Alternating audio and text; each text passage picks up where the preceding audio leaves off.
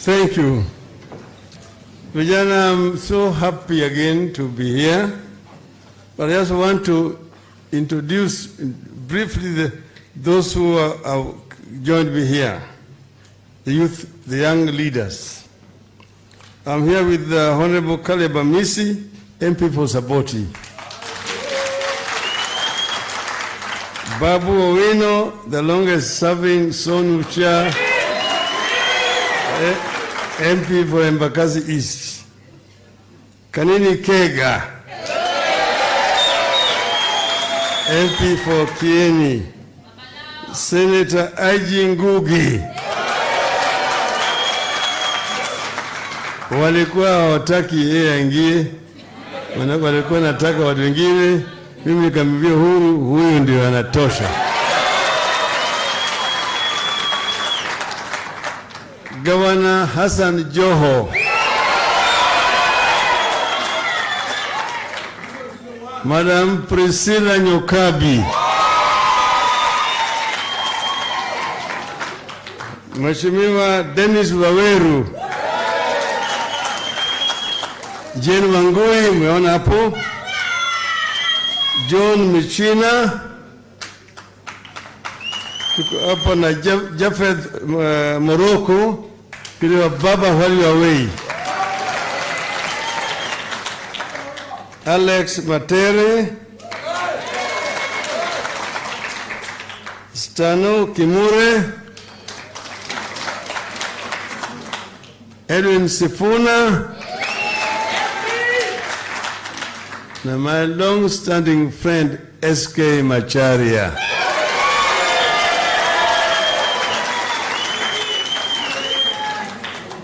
Vijana hoye!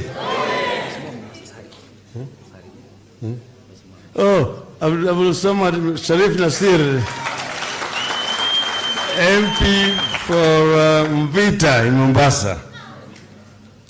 Now let me start by telling you about myself. Where I am here, I am very much at home. I am an alumni of this university. Okay. And I started teaching at this university at the tender age of 25. My department is just the one opposite here. And I would be there and I would walk across here, going to the senior common room, which is this other side.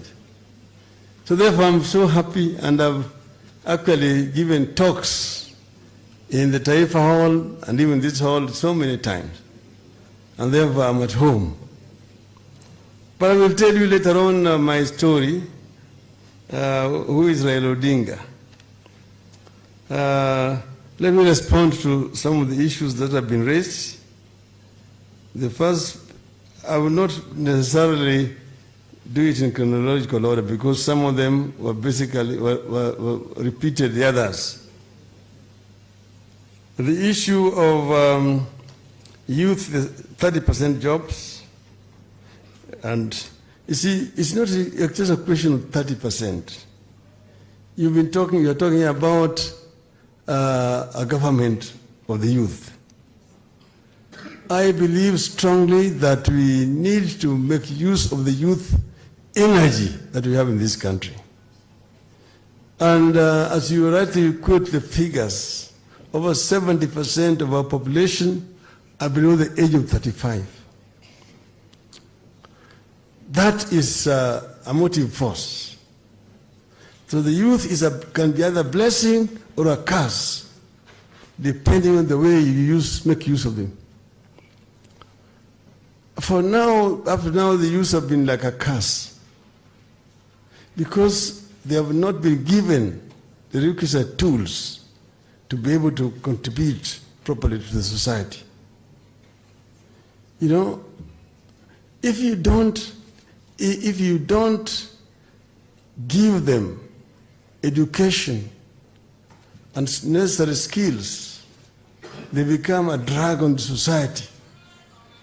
They become drug addicts, they become delinquents, they become criminals. But if they're properly empowered then they become proper source for wealth creation. And that's why we need to attend properly to this issue of the youth. So we have said, and you saw in the BBI, we said very good things. We said that we not only wanted to create a youth department, but a ministry of youth affairs. And to create also a national youth commission under that ministry, a constitutional commission, if you look at the BBI. And that commission was going to ensure that whatever has been promised in policy documents is actually implemented. When you're talking about 30% of all contracts with jobs from the national government and county government, who is there to ensure that it is being implemented? There must be a mechanism, a constitutional commission that will ensure that each and every county is actually implementing that provision, that all contracts that are being awarded, at least 30% go to companies owned by the youth.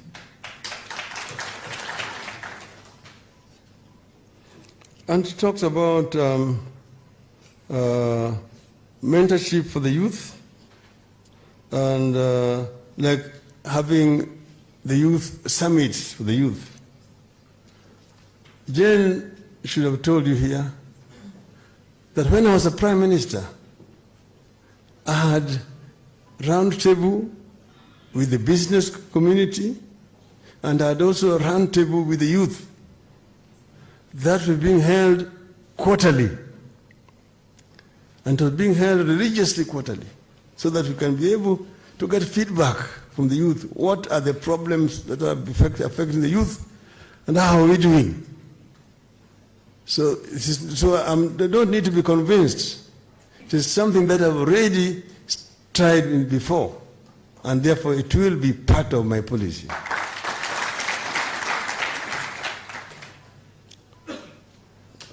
Cabinet, at least 4 in the cabinet, I can say it will be more than 4.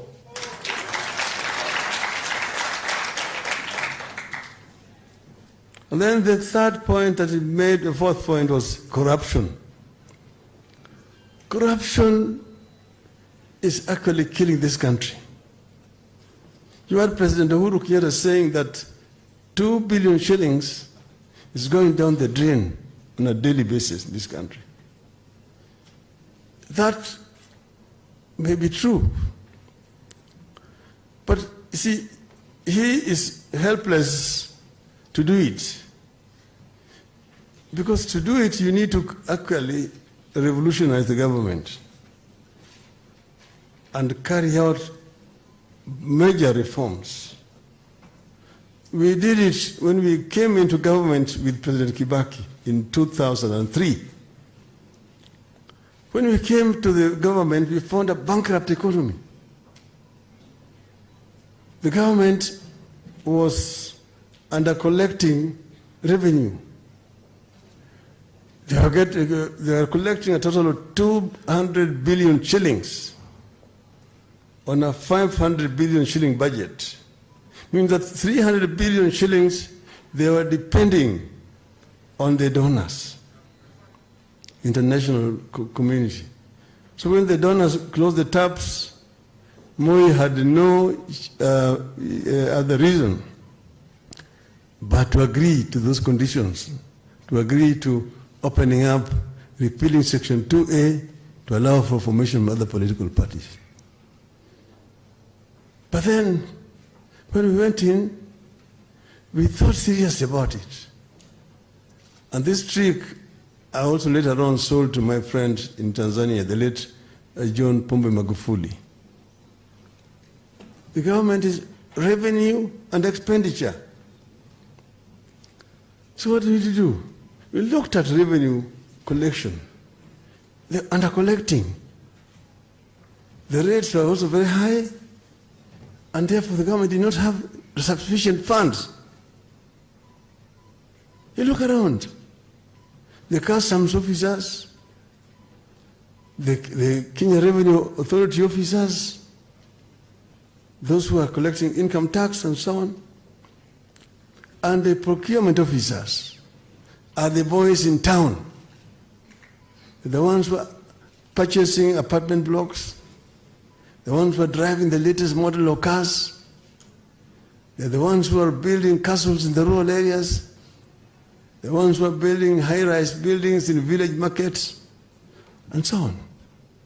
So they do lifestyle audit for these people. When we did lifestyle audit, over 70% of them were incorrigibly corrupt, and they were sent home. So we brought in new officers. There was fresh air. Revenue started rising. From 200 billion, it went to 5. We went to 7, to 9. We reached $1 trillion. A billion, sorry. Sorry, $1 trillion for the first time. And everybody was happy. For the first time, we could finance all our development projects without having to borrow from outside. 95% of our development project was funded from domestic resources. We only borrowing 5%. And the economy began to grow. We found zero growth, negative growth.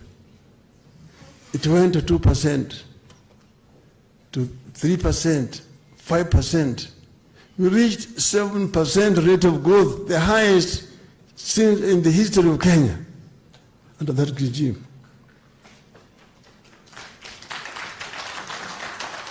We were determined to go to double digits and maintain it there for more than 10 years, 10 to 15 years, because we had come up with Vision 2030, which was aimed at pulling this country from a poor third world economy to a middle income status by the year 2030. So we were very clear. Every year we were doing assessment of how we were doing. Today we would have been very far.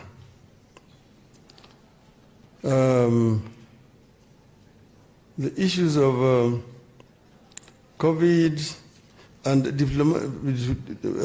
appointment of diplomatic service and so on, that is fine. You can take that for granted, that we can appoint the youth, quite a number of them, as ambassadors to represent the Republic of Kenya. And having youth in the Ministry of Foreign Affairs, attending to matters of foreign affairs. Because outside the country, the majority of people you have are youth, students studying in different parts of universities in different parts of the world. So we will have a youth looking after them. That's not a problem. We do that. She talks of sanitary towels in all the public places.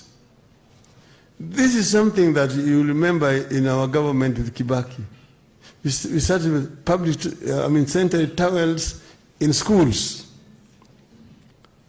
But then we also said we extend it to all public places, so that members of the female gender do not feel sometimes discriminated and looked down upon. It is something that is necessary in a civilized society. If you go into Europe, you'll find them in toilets, public toilets everywhere, where women are. So why can't we do it here? You don't have to demand. It's a right. Yes, gender-based violence, agree that gender-based violence is so rampant. These days, you wake up in the morning, you open TV, or you read the headline of newspapers of somebody, the couples who have killed each other, and then after that killed themselves. There's just too many. These crimes are rising because of the state of our economy. even the ones you talked about of the youth with the mental issues and so on, those are in the rise because of frustrations in the society, stress and pressures in our society is what is causing these things. So don't come about palliative answers, curative measures. You want to have preventive measures. Prevent them by dealing with the issues which are causing them.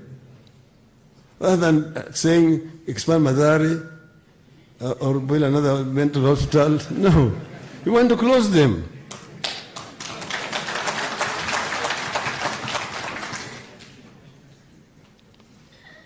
Two-third gender rule. Yeah. I'm myself a convert. I mean, not a convert. I've always believed in it.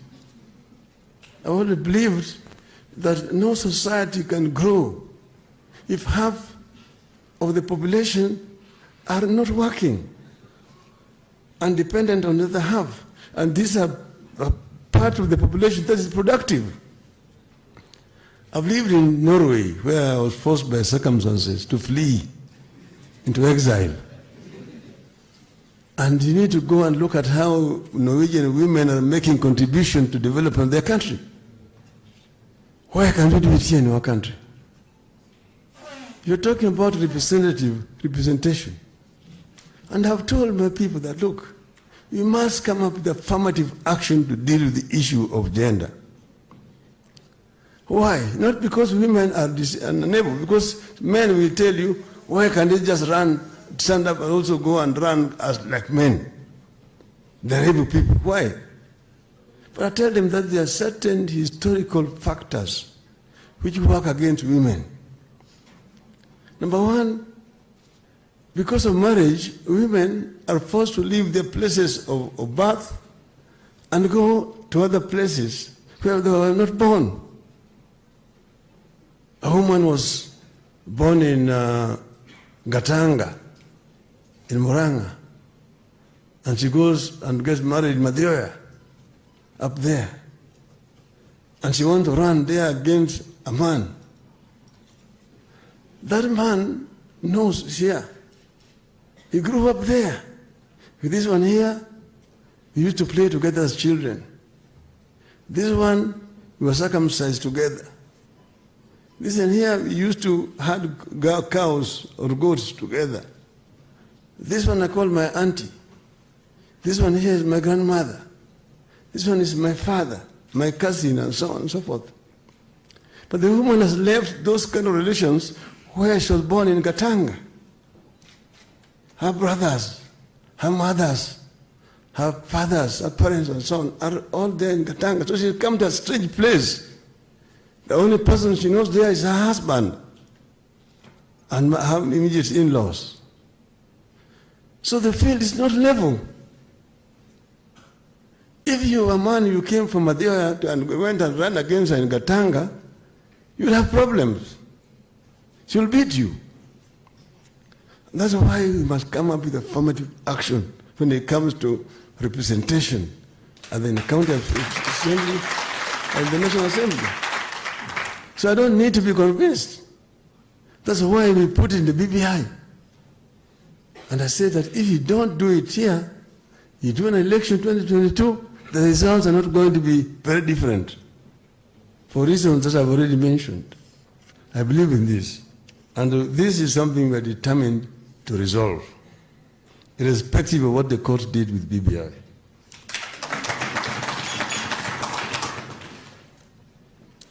Disabilities. That was Wanja and Maina. Wanja Maina.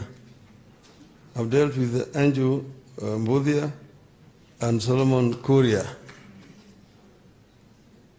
I've always believed in what they say, that disability is not inability. Somebody is disabled through no choice of their own, but they have got mental capacities and they have got ability to make contribution to our society.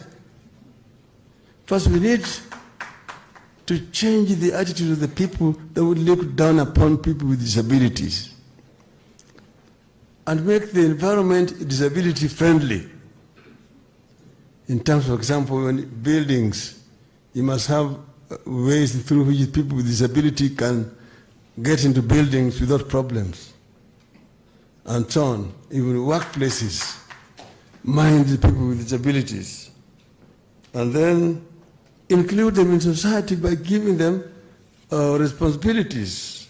Practice affirmative action so that you can mainstream the people with disability in the society. Jennifer Gidu, reduce impediments to service. And then you have got these loans which basically a big load on those who are beneficiaries, like former students and so on. And you have got Credit Reference Bureau on your back all the times, wherever you go. But find a way in which, for example, this burden can be transferred to the employer, also, and so on and so forth, or written off. I think we can find a solution to this problem.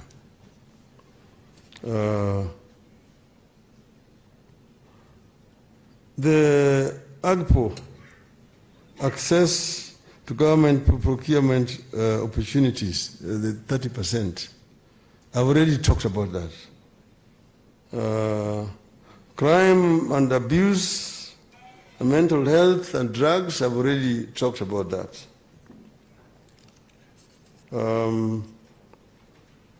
Then there's Jane Kimani, and finally Wamboi Nyoto.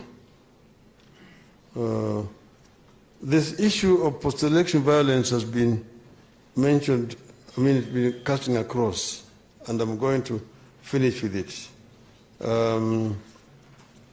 The issues of opportunities I've already talked about, and then the issue of inclusion, I've talked about that.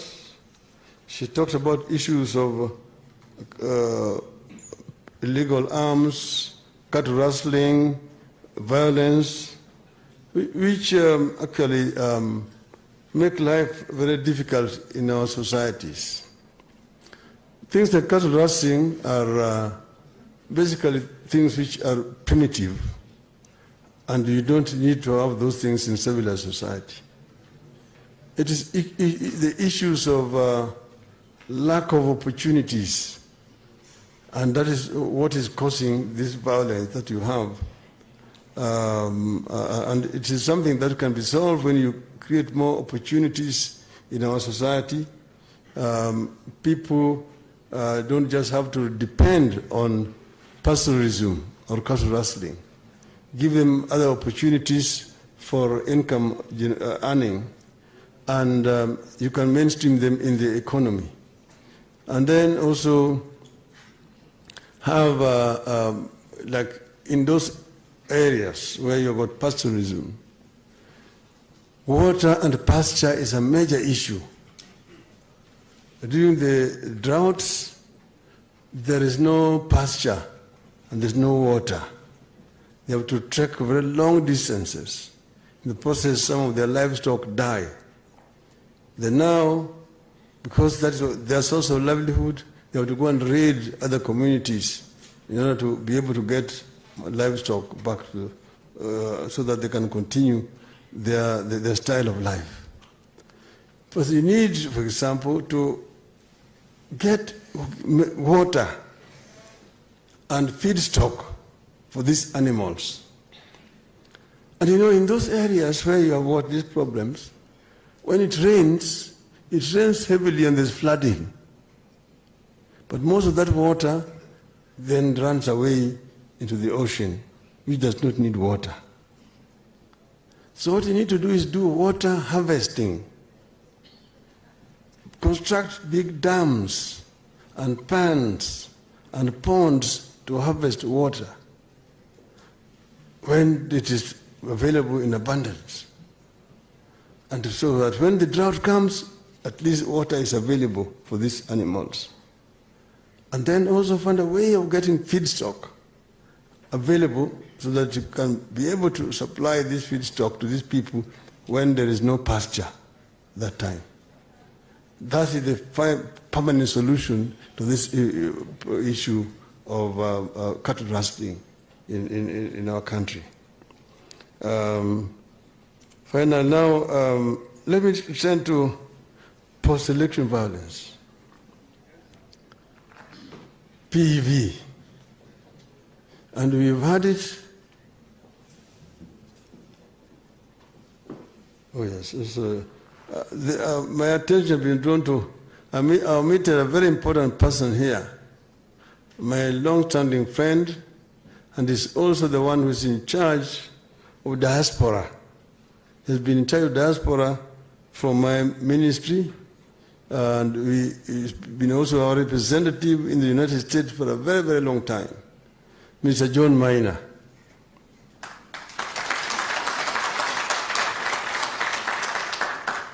John is a very, very important person. You need to know him. And he's done very many things to me as a person.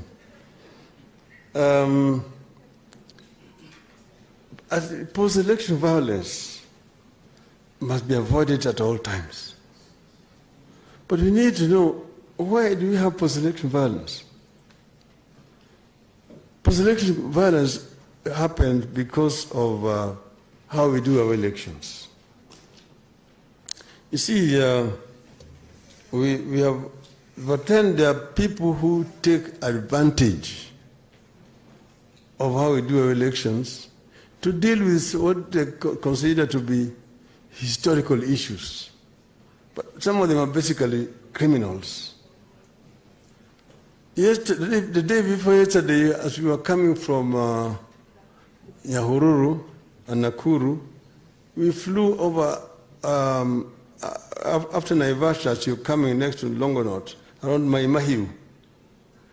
There are camps there, of which are now almost becoming permanent settlement. Two very big ones of victims of post-election violence of 2007.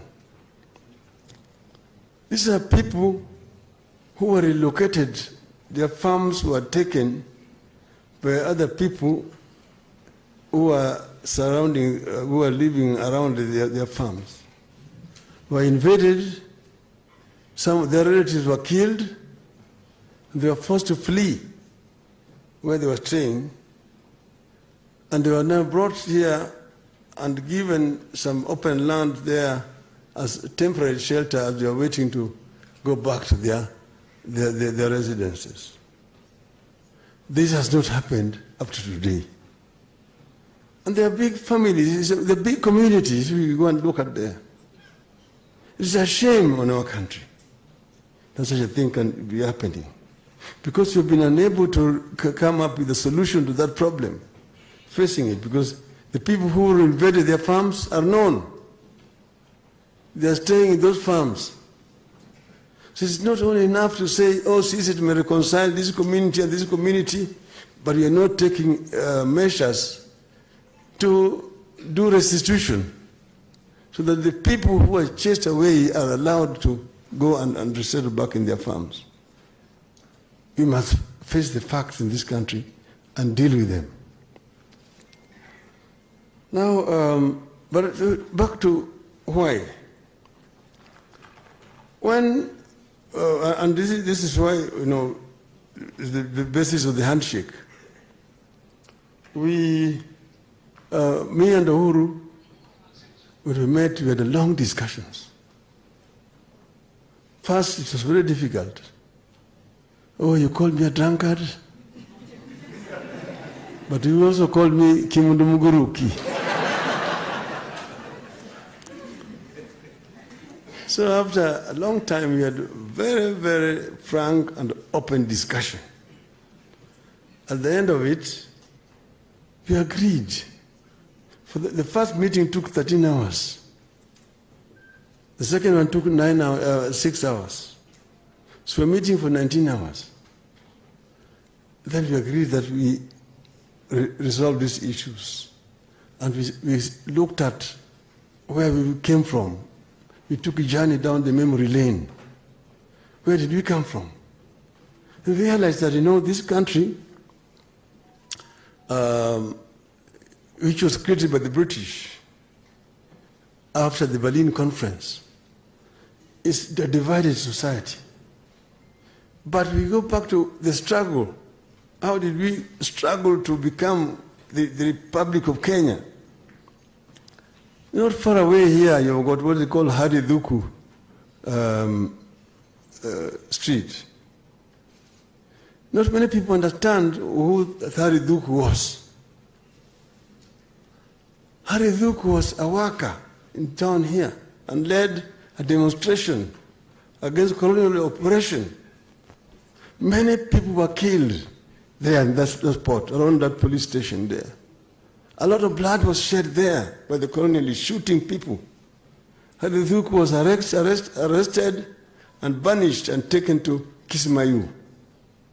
That's where he was imprisoned. That was in 1922-23 there. He's the one who started the actual struggle for independence of our country.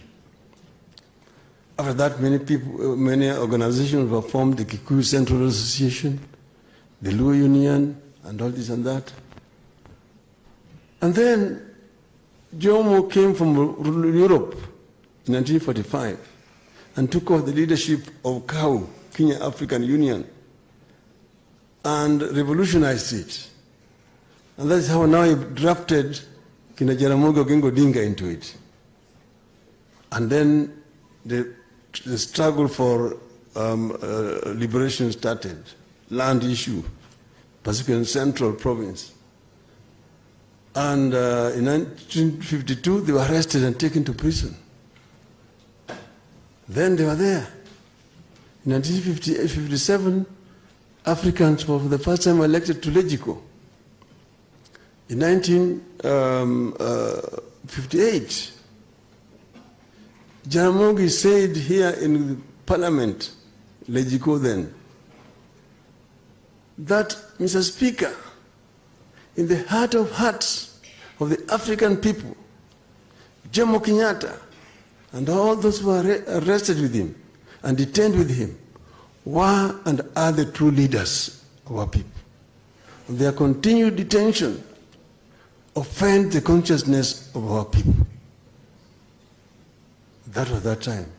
Jeremiah Nyaga would later tell us, when Jaramogi uttered those words, you could hear a pin drop in Parliament.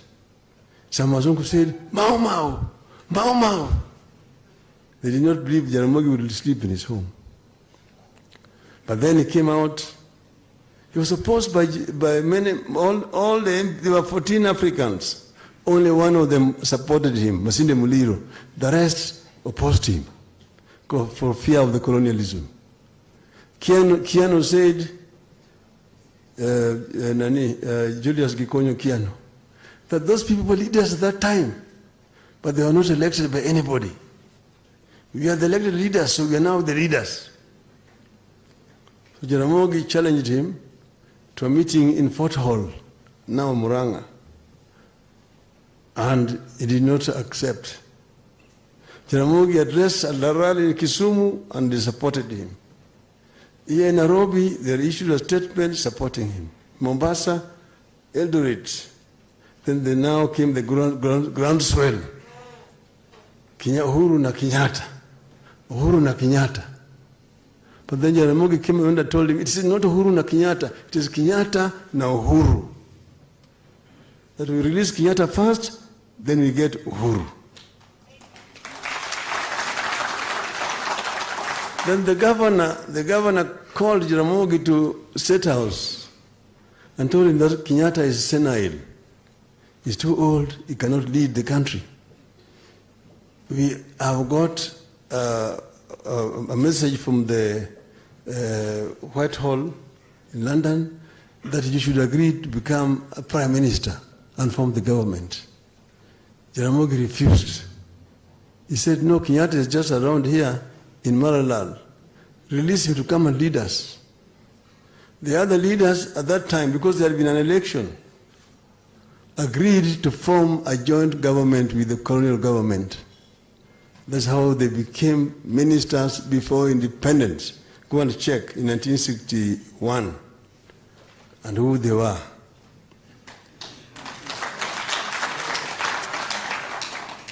Then now Jaramogi, most are people, and that's when he was singing, Kenyatta litaka Kenya, Kenyatta litaka Kenya, Kenyatta litaka Kenya, akafungwa.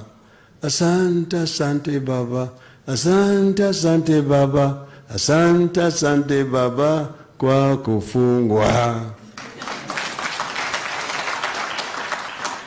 So then now, the country got together.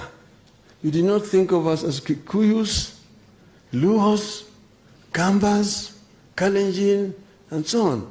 There was that sense of nationalism. And that is what actually forced the British to give independence. Otherwise, it would have been like Rhodesia or South Africa. That unity. And our family became one. You hear me all the time referring to Uhuru as brother. It is not taken from out of the blues. We were brothers. Uhuru's elder sister Margaret used to live in our house there in Jerusalem. Jaramogi is the one who was looking after the family. So we were brothers. Me and Uhuru were brothers. Even if we fight for elections, we just fight. But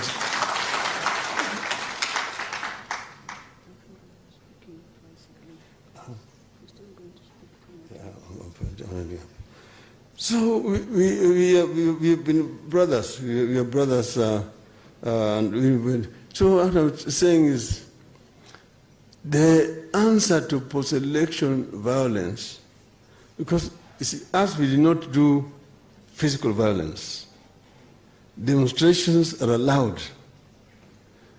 But after the court nullified the elections and ordered a repeat, and because we disagreed with the IBC, we did not participate.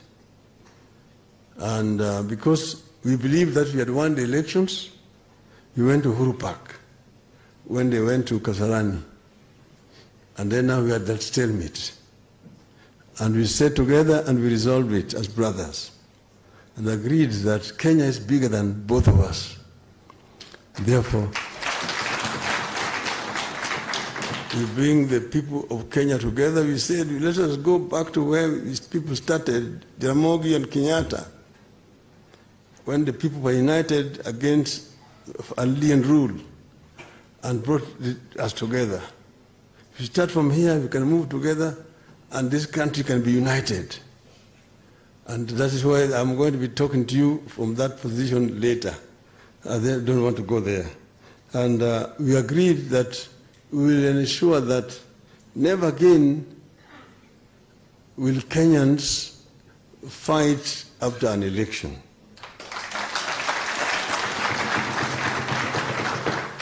We will ensure that elections are held which are free and fair.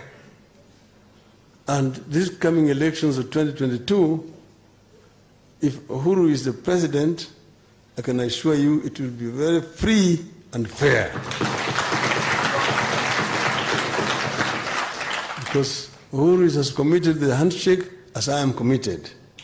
We believe strongly that if we bring that spirit that brought independence in this country, here in this country, we can be able to lift this country from where it is to where the founding fathers wanted it to be. And that is my concluding remark. Will be my concluding remark, starting remark when I'm going to finish. Thank you very much.